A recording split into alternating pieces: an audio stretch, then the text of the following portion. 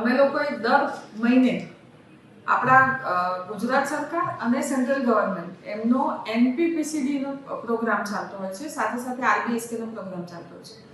જો એ પ્રોગ્રામમાં જોઈએ તો અમે લોકોએ વર્ગીકરણ કરવું પડે કે 5 વર્ષ, 6 થી 15 વર્ષ, 16 થી 50 વર્ષ અને 50 કરતાં વધારે આ બધા જે આપણા દર્દીઓ મેલ અને ફિમેલ, સ્ત્રી પુરુષ આવતા હોય, બાળકો આવતા હોય, તો બહેરાશના કેટલા કેસ આવે છે. તો જ્યારે આપણે અહીંયા જોઈએ છે તો 16 થી 50, હવે આ 16 થી 50 નો ટાર્ગેટ આપણે આ જ વસ્તુ મારી પાસે સૌ પ્રથમ આવી હતી જ્યારે કોવિડનો સમય હતો અને સડનલી પોરબંદરથી એક પેશન્ટ, યંગ પેશન્ટ, 18 વર્ષની છોકરી જે ભણતી હતી એ આવી અને આવી એટલે સીધી એક જ વસ્તુ હતી કે એને એક કાનથી સંભળાતું નથી.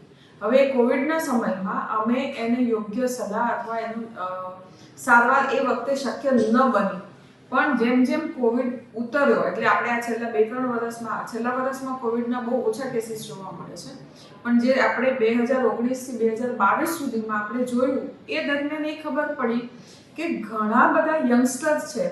હવે આપણે આ જ લોકો જે બાઇક ચલાવે છે, આ જ લોકો જે કાર ચલાવે છે, આ જ લોકો વધારે કામ દિવસમાં કરવા જાય છે, આ જ લોકો છે જે ભણવા જાય છે. એટલે આપણે એમ જોવા જઈએ તો આ યુવા સમાજ અને એ એક કાનથી એમને બહેરાશ છે, એમની અવેરનેસ એમને પોતાને પણ નથી. અગત્યની વસ્તુ એ છે.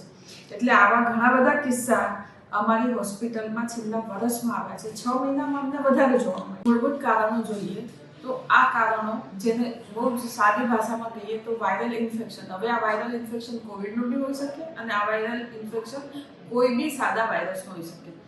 કોવિડમાં કેમ વધ્યા? કોવિડમાં વધવાનું કારણ હતું જે પહેલો વેવ હતો, જેમાં કોએગ્યુલોપેથી એટલે કે લોહી જામવાની પ્રક્રિયા હતી. એને કારણે જે આંખને, નાકને, કાનને, અગત્યના અવયવોને પહોંચાડનારી જે નસ હતી એની અંદર લોહી જામી જતું હતું અને એને કારણે એ અવયવ એનું ફંક્શન ખોઈ બેસતું હતું. બસ સેમ વસ્તુ આપણે સાંભળવાની કાનમાં થયું, અંદરના કાનમાં થયું.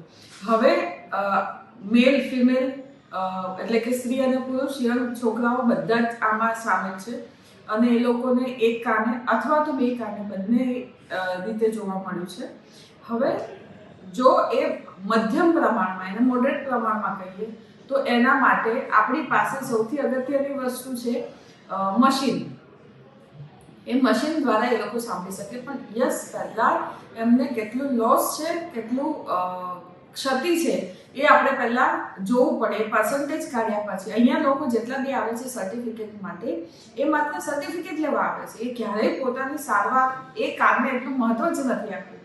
એ સારવાર લેતા નથી અને એને કારણે ક્યાંક ને ક્યાંક એ લોકોના એક્સિડન્ટના કે બીજા અમુક ગંભીર તકલીફો આવે છે. મંથલી કેટલા કેસો આવે છે?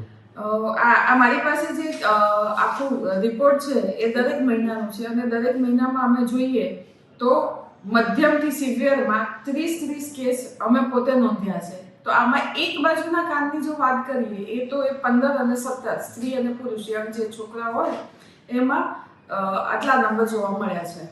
આવા કિસ્સામાં સાવચેતી માટે શું કરવું? સાવચેતી માટે પહેલી વસ્તુ છે, તમારું માધ્યમ બહુ જ યોગ્ય માધ્યમ છે જે યંગ છોકરાઓને અથવા તો 50 વર્ષ સુધીના લોકોને એ સમજાવે કે ભાઈ આનું અવેરનેસ કેટલું જરૂરી છે. સાંભળવાનું એટલું જ જરૂરી છે જેટલું જોવાનું છે. કારણ કે આપણે બાઇક ઉપર જતા હોય, તમે જોજો અત્યારે સૌથી વધારે એક્સિડન્ટ વધ્યા છે. એટલે પહેલી જ વસ્તુ છે કે આની સારવાર કરાવીએ, આની અવેરનેસ લઈએ, આની તપાસ કરાવડાવીએ અને એના માટેના યોગ્ય ઉપચાર આપણે કરીએ.